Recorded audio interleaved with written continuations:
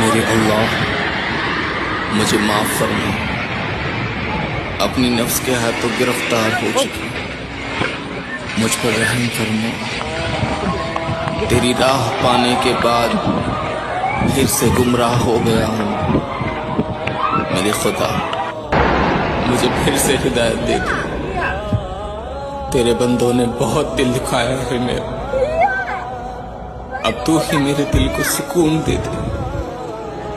दुनिया की रंगो रौनक के खातिर जिंदगी का मकसद भुला बैठा हूं, मुझे मकसद हयात दे दे। न आए सांस तेरे जिक्र के बिना या रब, अब मुझको वो एहसास दे दे।